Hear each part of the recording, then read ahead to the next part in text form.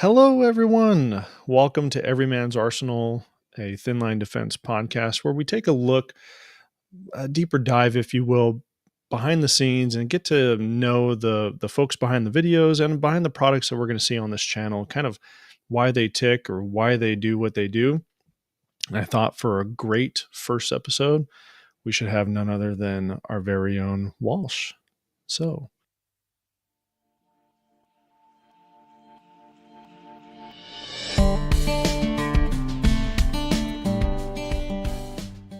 welcome to the show, Walsh. Oh, hello everyone. It's so strange to be here talking with you, Jason.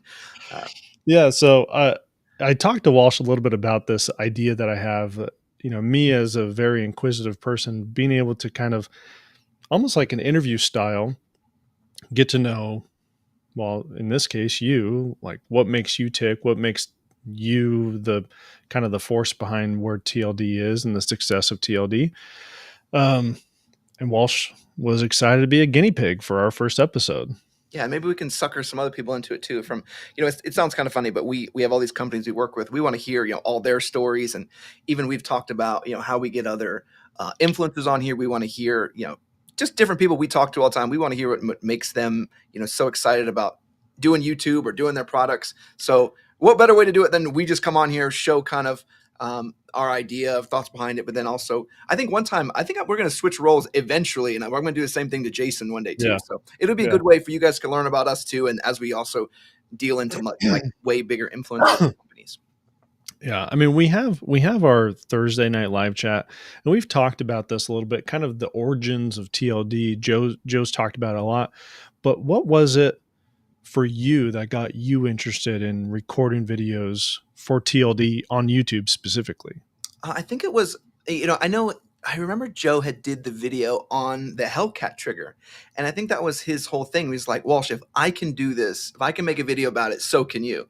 And I'm not trying to pick on Joe, but it was a little bit of like, you're right, that's very true. And really thinking back about it, in the military, they do a pretty poor job of teaching us rifles. It's really just something they train us on every couple years. You don't really get good training in the Air Force where we came from. And pistols is almost no training at all. Like there's almost zero. You pretty much have to be like an officer or have a very special duty or special career field that you even have a pistol training at all. So that was what's interesting for me, as I was like, I want to be able to. I think at the time there was a video from Lucas Botkins over at T-Rex Arms where he was talking about there was a guy who came over from Japan, I believe it was, and he had only learned how to shoot from airsoft, and then he went on the range and he needed some tweaks. He kind of basically had to learn the bang. So I was like, you know what? What if I'm kind of raw in my pistol form? What if we only learn how to shoot pistols from YouTube videos only? Like how effective? There's all these YouTube videos and there's all this training, all these things you say you can do, and all these dry fire practices. But it was like, okay, how close can you get to being good at shooting pistols? Only doing that. So it was the height of we won't say that word because it probably make YouTube mad. But it was the height of people being sick. So I had nothing but free time and a lot of time to do reps. I think that's what the big thing it took was just so many reps. And I think that's the biggest thing that I'll tell people is like, if you want to get good, just do something 5 or 10,000 times. You're going to be really good at it by the end of that. Right. So I think that's what drove me though, was to start the YouTube, was just see if it was possible. And at the end, I think you guys were all pretty surprised. I was surprised as to how good I was. I went from being really good at rifles and being somewhat good at pistols to being like really good at pistol, and rifles are easy. Like that's right. Yeah. Yeah. And it's interesting that you brought up the number like 5 to 10,000 hours or 5 to 10,000 iterations of something. I remember watching that video of yours where it was just, you set up a camera on a tripod and it was you in your backyard just drawing from the holster, like getting that days and days and days. Did you end up doing, was it 5,000 draws? Something like that? Yeah, I think it was 5,000 draws. And then the reloads, I remember doing 5,000 reloads. Yeah. I forgot about that. 5,000. Yeah. So remind me of a guy, funnily enough, a friend of mine played bass guitar for the Osmond family. And I remember talking to him about that. And he was like, anyone could be good at bass guitar if they practice for 10,000 hours. Yeah, Like that's all that it was takes. his thing. Yeah, Yeah. And so but you think about it like, oh, that's a commitment. And that's exactly what you did with your videos. Like you you had this idea, but then the commitment to it. And I talk about this a lot at my job and even in family life. You know, if someone lacks the will to do something, there's nothing that I can do to fix that, right? If you This is a great example of you not having pistol skill. It's not that you lacked the willingness, you just didn't know how to do it, and so that's easy to fix. Like mhm. we could put books in front of you, we could put YouTube in front of you, and you could become knowledgeable about that. So it's really cool to see that mentality that I have a lot kind of played out through you and what you did on the pistol side of the house. One thing I will say too is where efficiency started to set in too. When you have to do 500 draws in a day or Yeah, 500 reloads, you realize like that's going to take a significant amount of time. So you start to realize like, hey, if I can grab the mag at the same time I'm dropping a mag, now I'm doing two things at once. So you accidentally start to incorporate efficiencies because you have on a time, you don't about limited time, but you have all these reps you got to do. So same with you. You're like, I have to get these done. There's no way around it. So what's my solution? Like, I'm going to learn to do this faster and more right. efficient. Yep. So it's just an interesting byproduct of like efficiency start to work their way in when you've done something 1,000 times. Be like, I think there's a better way to do this. So that I think that was interesting too, particularly in the reloads and all that kind of stuff. You get real fast at it and you get all that muscle memory from doing it. Anything five Yeah. times. I was just talking to a coworker about this recently. I went and did some firearms training where they had us shooting behind simulated barricades at, I think it was 20 yards, 15 yards, and 7 yards, and you had to move between the covers. And the second go around, what they ended up doing is moving from cover two to cover three. During the move, you had to engage two targets.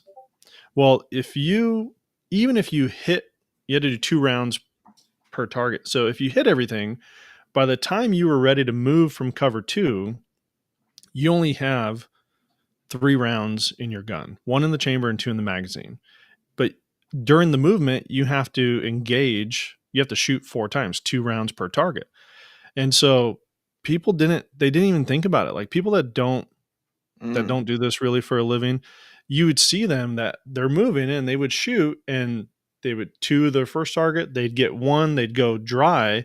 And now you'd see this person, if this is real life, like you're out in the open, you have a dry gun. Why didn't you reload a mag while you were behind cover so you have 14 rounds when you come out of cover?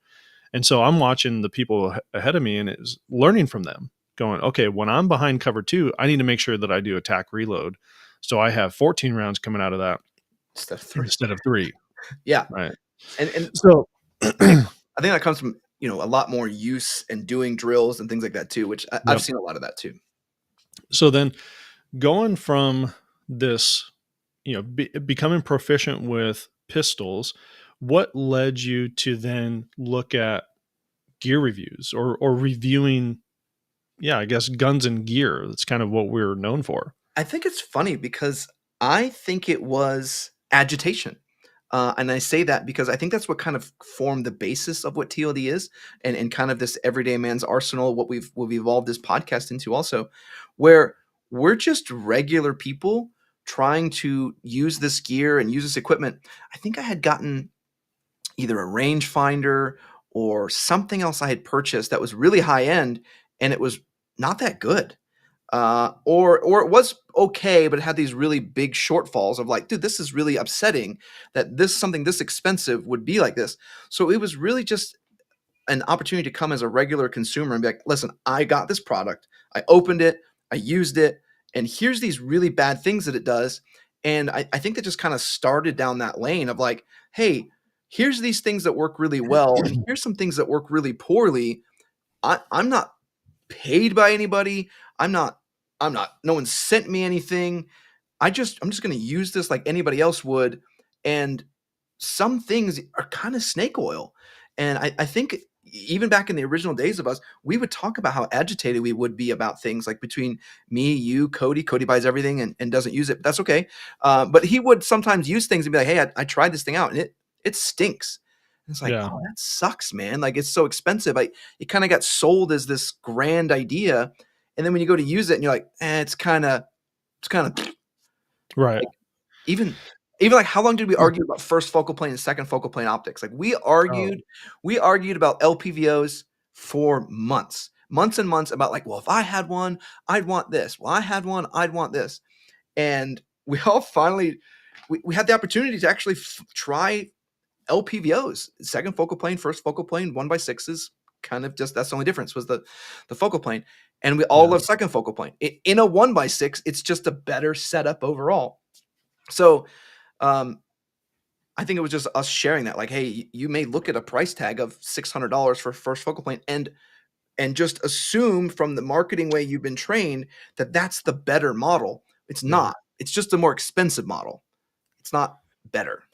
Right, and I think one of the things that that whole interaction amongst a team highlighted for me, like, it's okay to have differences of opinion. You and I have talked about, I think I don't have an HRT arc belt. I I have a DM mech belt, and I like that belt. Um, it's the one that I use for duty. I think I would like the HRT arc belt more than the DM belt, and that's just my Different background in application. law enforcement. Yeah. It's like how I want stuff to tie into my belt. I just think that that would perform better. I don't have one. I don't know for sure. Um, but that's okay. Like it's okay to have a difference of opinion. It's when people get angry at that difference of opinion. And this kind of ties into a question that I had for you as well of, there's some pretty well documented contention from some companies and TLD. And so what was your process to ignore the naysayers, if you want to put it that way, and just focus on reviewing a piece of gear the way any normal consumer would review a piece of gear? I think that's like staying true to the core of like where we're at. Like that's it's such an interesting question though, because it's like, how do I? Because I don't think I actively go out of my way. It's just the way we review things. So like I'm gonna take something in. It doesn't matter what it is. It doesn't matter if I've seen it before. Like there's some companies who don't like us, but I've said good things about other things they've made. I'm like, hey, this is super smart. This is insanely smart the way you put this thing together. But you can't just be okay with when I say something good and then be mad when I say something bad. Like you can't only be okay when it's sunshine. Yeah. But I think it's one of those things just being blind to it of like, cool, I saw something on Instagram. I want to get it. Okay, it's in front of me. What is this? How does it work? And there's kind of a funny thing that we've said to each other. Like if if I have to go watch a video to figure out how it works or go read documentation on how to put it together, it is not a well-designed product. Because and that's kind of what we look at. Like I get something in front of me and I'm like, I have no idea how to put this together. There's no instructions, there's no torque values, there's no anything. You have to go on your own little scouting mission to figure out how to put it together. That immediately that tells me as a consumer, I'm like, this is frustrating. Yeah. So I think it's just being true to those. Oh, let me fix my camera. You Um, froze on us. yeah, no. So just being true to those emotions about what causes, what causes your frustration as you go through things. Well, it's interesting that you brought up, this is something I really like about your videos.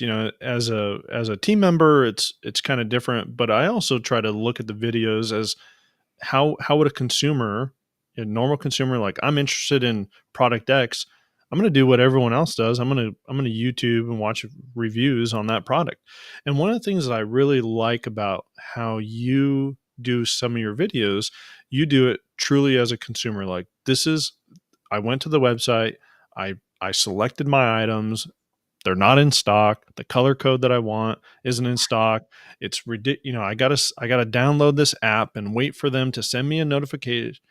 That's super frustrating as a consumer, but that's something that you highlight.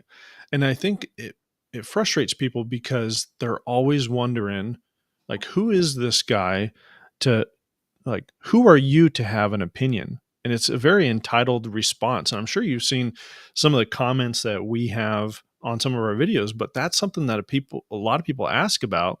Like, you don't have a right to say these things because I don't know your background. Yeah. And it's so bizarre to think about, but I'm curious, what are you willing to share about what your background is? So that's interesting. So this is a fun one too. First, I want to caveat that like the whole point of the channel is that we're no one, right?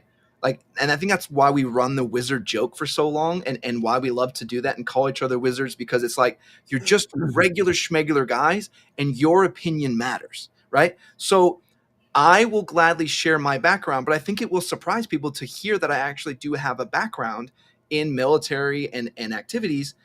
But the angle is when they say, hey, you have no, like when someone says to me, hey, you have no right to have this opinion, the answer is correct. Correct. That is exactly it. I am nobody.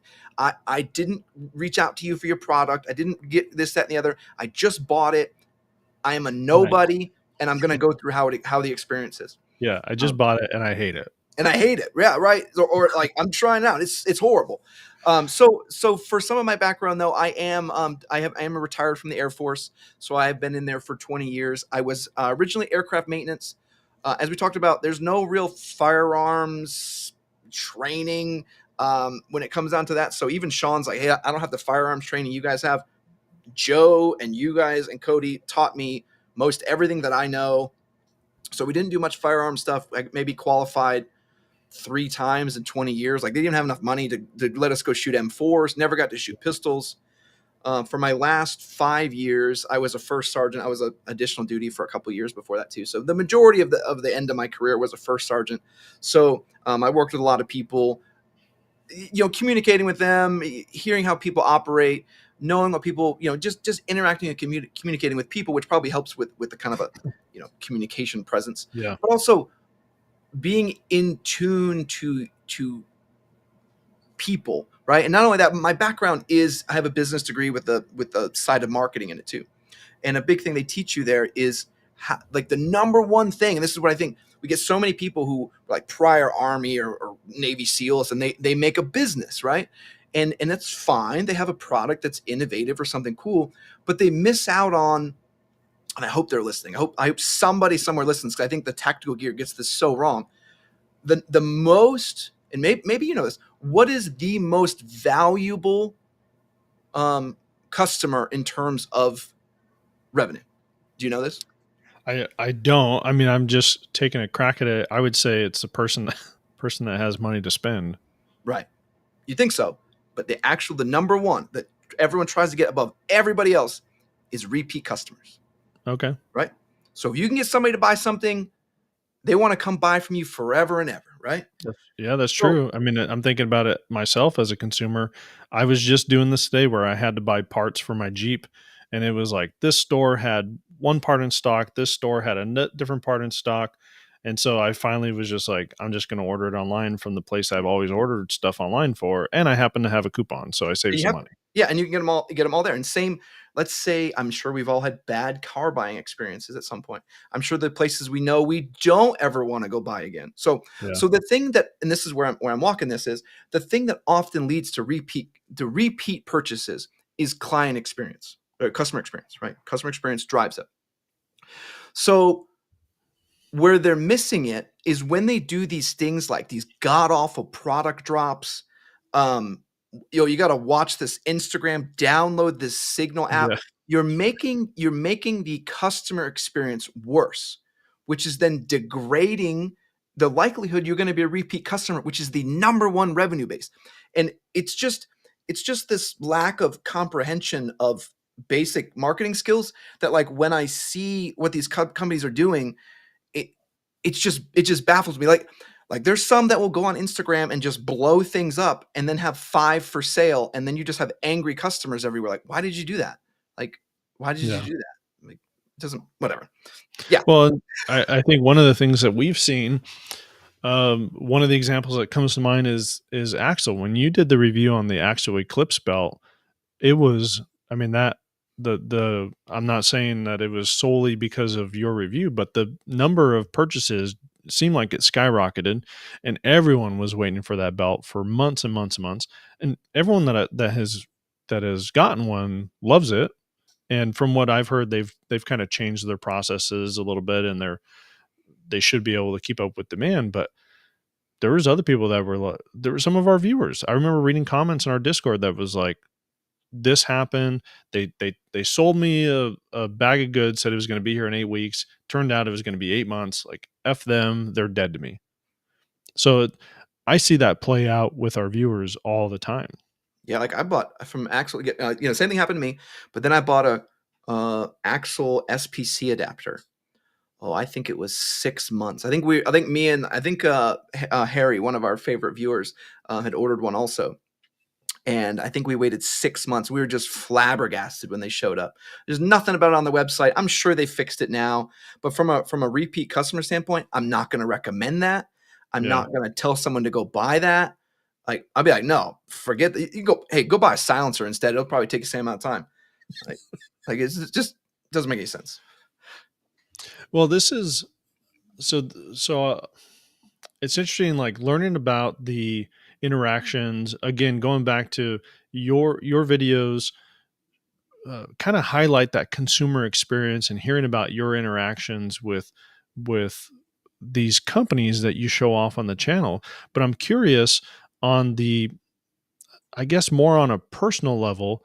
The idea behind this podcast, Everyman's Arsenal, is to arm yourself. That's what I want to convey to the people that are watching this or listening to this, that whether it's with a piece of gear, whether it's a workout, something spiritually, what would you say is the best thing that someone could do to arm themselves in that under that context?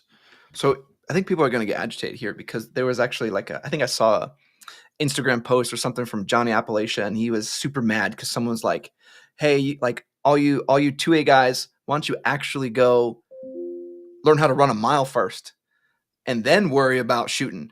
And I think that made them really mad. But it was like I think my comment to it was like, "Hey, man, you can be mad, but he's right. Yeah. If you can't," and I'm going to say that physical fitness above everything else. Physical fitness should drive every single thing. If you can shoot a quarter 400 yards, but you can't run a mile, I don't know. I don't know what to tell you. Like, that's cool. That's super sweet. But I should be able to say, hey, we need to hoof it and we need to run a mile at this, no prep.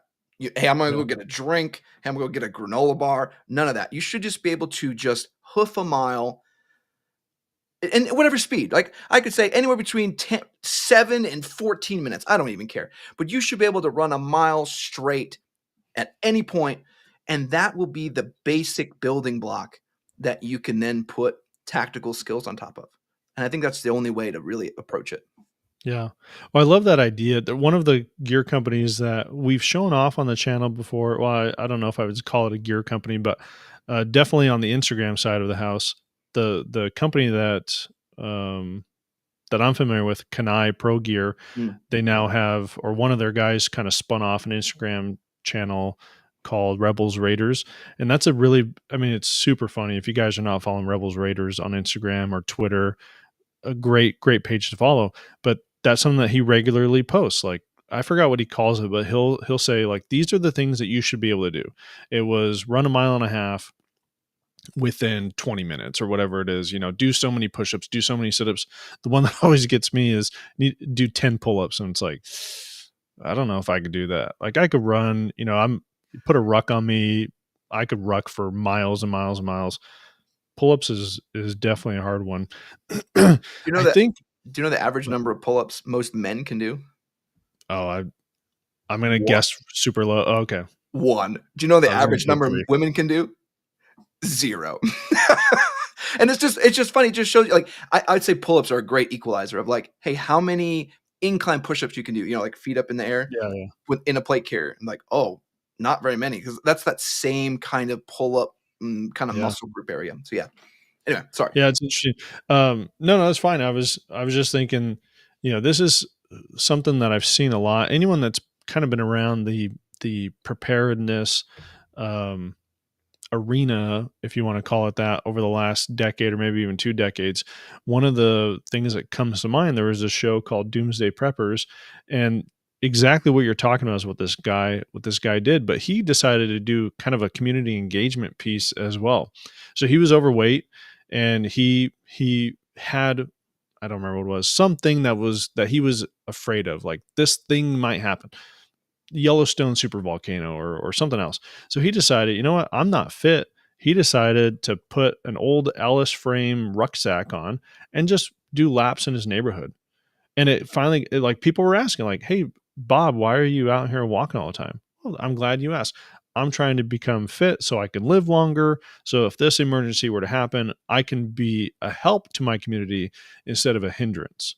And I think that's an awesome mindset to have, that I'm not doing this just for me. I'm doing this for my family, or I'm doing this for my community. Yeah, and if I tell you what, if you're sprinting, and I've said this on the channel many times, if you're sprinting a mile or you're going pretty fast in a full plate carrier setup, everyone in that neighborhood will greet you. I Yeah. promise you. They will wave, they will say hi, they will want to know who you are, because I think they're looking at it too, like, hey, this is a person who's not only taking their own strength and training seriously, but also for the community. If something were to go sideways, I want to know where that guy lives, because he's probably going to be someone who can run a Oh, mile with 20 pounds on his back yeah. and have no issue. So Yep. that's kind of the angle I would give to people. If you want to be, people want to be, the movie style protector, the John Wicks of it all, not realizing the reps it takes. And I think that kind of goes back to what I said at the beginning. Are you willing to put in the 5,000 reps before you're ready to go train? Like, same with Yeah. that. Like, I got to go run. And I'll plug this here for what that means, because some people don't know what it means to just go start running. Low steady state. Most people never heard of this, right? Low steady state running is the number one way to improve your gas tank. Just run. It doesn't matter how fast you're running. Just pick a period of time and increase that period by 5 minutes every week until you reach about an hour, and then go back down to 30 minutes. Low steady state, you should be able to communicate. You should be able to talk normally. So if you're running and you can't really like just try talking to the air. And if you can't talk, you're too out of breath, slow down. It shouldn't be hard. It shouldn't be challenging. It shouldn't be like you should feel like you're out of energy, but not like your Yeah. lungs are going to explode. And then just run. And you're going to realize, you're going to learn that you have an infinite speed of, like, hey, we need to run for 16 miles. Like, okay, you're going to Yeah. know what that time, how long it's going to take you, because you know what your infinite speed is. But Right. there's no way you cannot, like, if you know what your infinite speed is, I know you're pretty healthy. So I guess that's what I Well, like. it's interesting too, because for me, a pro tip for you out there, if you're not running with someone else, I listen to music, singing Mhm. a song. If you can sing a song, if you can't sing a song, as long as it's not super fast, Go too fast. if you can't sing it, just slow it down a little bit. Yeah, and there's Enjoy training for, yourself. like, sometimes you wanna train into those, you may wanna train to work oxygen, but I would say 99% of everybody are so out of shape that just low steady state, just do that. Like, you'll get to the other stuff. You'll get bored enough, I'm gonna go sprinting today, like, perfect. Go for it. Who's thinking that? Yeah, I don't know, not me. Um, what about, especially as vets and being in the military, one of the things that's pushed a lot in the military is mental health. Is there anything that you're doing for your mental health? Like physical well-being, we just talked about, but what about mental well-being? I will say, and I'll take this one on the chin, I'd probably say that's probably the space that I'm the weakest. And then I had a lot of significant challenges because I dealt with, as a first sergeant, oh, probably in the number of hundreds in terms of people who dealt with suicide. So it's a challenge for me now. It's something that, like, just became something that just inundated me. It just became, I got, it dehumanized me to the degree where I just, like, I had just dealt with it so much that I just couldn't deal with it anymore. Even now, dealing with suicides is very challenging for me. It doesn't make me suicidal, but it just puts me in that first sergeant mode of, like, I have to save this person. But I have no control, but I'm responsible. It just a screwy thing the military does to you. So I say, well, I had to take a lot of time to be honest with myself. So not only with that, but, like, having the wherewithal to be like, hey, these things are causing me problems, talking to the VA, talking to your peers, talking to your spouse, but, like, being really open and honest about it. Like, hey, I'm feeling this way. I'm at a store. Hey, I'm overwhelmed.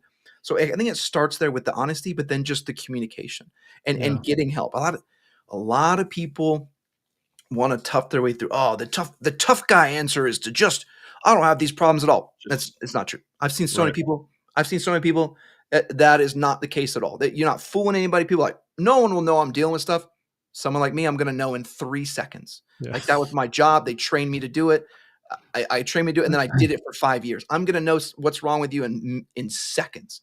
Right. So, and it's okay. Like we all have our different things that we struggle with, and I think the first part of like admitting and getting help and being better mentally is saying like, yeah, there's some things I struggle with, but here's how I make them better. I have a group of friends I talk to.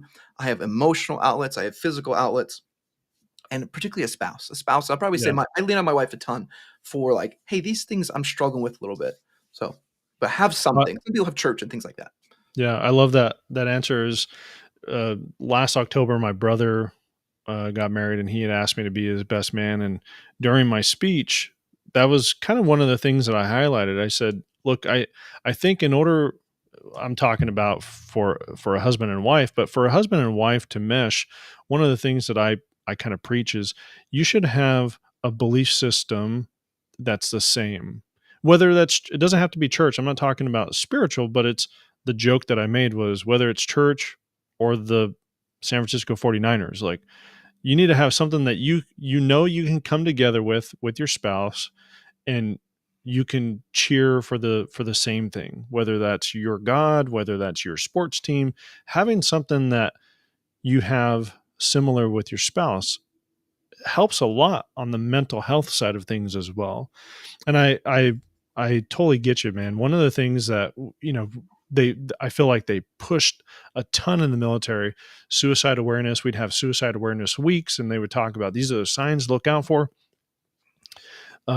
Just recently, I don't have it in front of me. Joe Joe sent me. I've been begging him, not really begging him, but I've been asking him for this Gerber knife that he was issued, and somehow he got another free one from Gerber, and so I've been joking with him like, "Hey, when are you going to send me that old one? Because I Right. want that old one." And it showed up in the mail one day, and so I called him up and I was like, "Hey, dude, I got your knife, and I need to ask, are you feeling suicidal?" And he started laughing and he was like, "I told my wife that you were going to ask me that because that's something that Right. like you start giving away the things that you love that you say you're never going to give away. All of a sudden you start giving them away." That's where my mind went. And again, kind of what you were talking about, like that's the last 5 years. That's what I dealt with all the time. I dealt, well, sexual assaults, but sexual assault investigations and death investigations, like Yeah. that's what we saw a ton of, and trying to figure out why this person did what they did, never had a good answer. And so the mental health piece is a huge one. Like talking to someone is big. You can't do this on your own. It's not healthy to bottle it up inside. And I'll say that even looking at my own stuff, even with the suicide, like the challenges with that, it was this cloud, like it was just this unformed cloud of like things that I just couldn't sort out. Like you said, you need someone else to talk to, and then once I Yeah. kind of talked to someone and kind of gave it form, then it's like, oh, that's just this thing. Like, oh, now that's just a memory. That's a screwy memory my mind made. Like, not even real. Like, then Yeah. it's super easy to deal with and just chunk away. But like when it's this like formless thing, you're like, I just freak out sometimes. Like, why? Yeah. Why? So, and it's just being honest and knowledgeable. One more Well, one it's more piece I want to add into with the spouse yeah, thing. yeah, yeah. Something we recently did, which I highly recommend. Kind of another wherewithal of where you're at. We're supposed to be talking about gear, but that's okay. Um, a wherewithal with where your relationship is at. Me and my wife do what's currently called journal moments. Right? It's something that you would only write in a journal. Right? It may make them angry if you say it. It may ruin your marriage. It may piss them off. It may do everything. But like that was our true, like everything prior to having journal moments was just fake communication, right? It was just like, yeah, we have great communication. All right, can you have journal moments? Can you pure say things in a respectful and honest way? But like, Right. hey, this made me feel this way. When you said this today, that kind of made me feel a certain way, or it made me not want to be around you, or it made me want to be around you more. If you can have journal moments, that's great. That means your communication is on par. That's for us was a kind of a wake up moment of like, wow, we weren't having communication like this, thinking that we had good communication, but it was kind of just a facade of it. Yeah. We're kind of dodging the things that were really important. Um, but now we're just like, Yeah. hey, journal moment time, and then we're just dump. Well, I think it's good. So two things for me to unpack there, and I have a little notepad that I'm kind of writing stuff down as you say stuff comes to mind. First, you said we're supposed to be talking about gear, and I want to convey like the idea that I have at least behind this podcast is people. There's probably people that are going to be listening to this that are having similar struggles, and the idea behind every man's arsenal is not just guns and gear, but also how can you arm your mind? How can you arm your body to be the best person that you can? So I don't think we're off topic off topic going down this path. People might not enjoy it as much as us talking about gear, Now they know I more think about it. So yeah. yeah, I think it's important. The other thing, what you said, what came to mind was this quote that I love. Um, this guy said, "You should communicate, not you communicate so effectively that you're not misunderstood." Hmm. And a great story that I have, again, getting into people are going to learn way more about me than I intended when we started this podcast. It's good though. Um, so there's an 8-year gap between my kids. I say I have two sets of kids, like my teenagers and my toddlers. And we wanted kids in that time, and it just wasn't working out. And I remember talking with my wife, thinking I'm a great communicator, and the idea was we were going to kneel down, we were going to say a prayer, and it was just going to be this kind of plea for help. Like, we want to be good parents. We want more kids because that brings a lot of joy to our life. In my mind, I'm very big on, I believe in God. And if God's intention is for me not to have more kids, then I need help being mentally prepared to be okay with that. And so I was one that was saying the prayer out loud. And I said that, like, hey, if this is not your will, then help us be okay with that. And I finished the prayer and I looked at my wife and she was like, how dare you? Like, in her mind, it was, you should have demanded that we Mm. like demand from God that we have more kids. That was what she intended. And that's not what I took out of the communication that we had. So communicating so effectively that you're not misunderstood is super helpful. And again, not just in a relationship, like a husband wife, but also from a work standpoint. Someone will come in, they'll say, hey, I want you to do X, Y, and Z.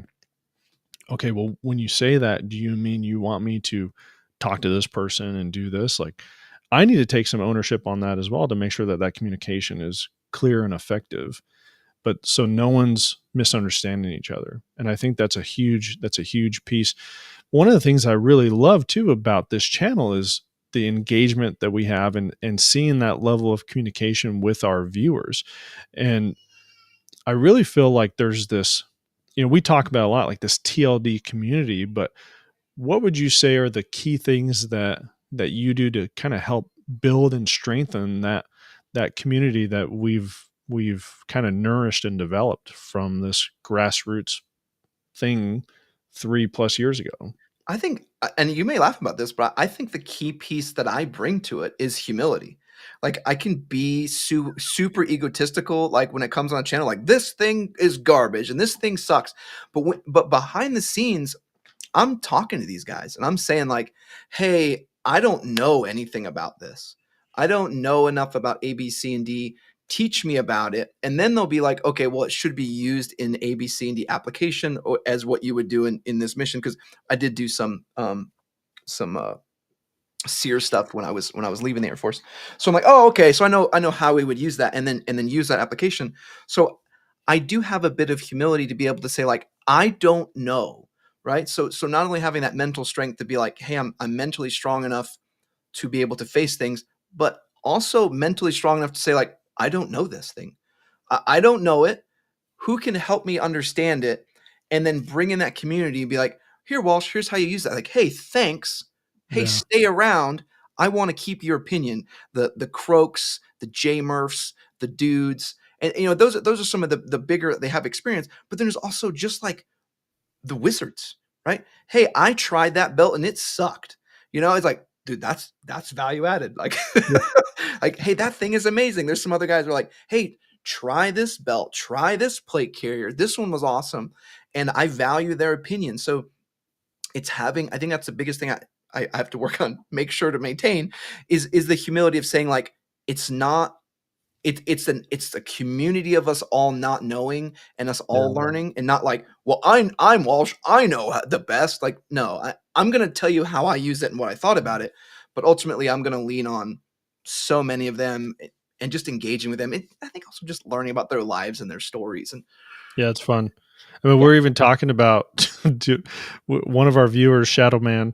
We were talking about trying to plan it so he gets married on a Thursday night, so we can do the live chat during.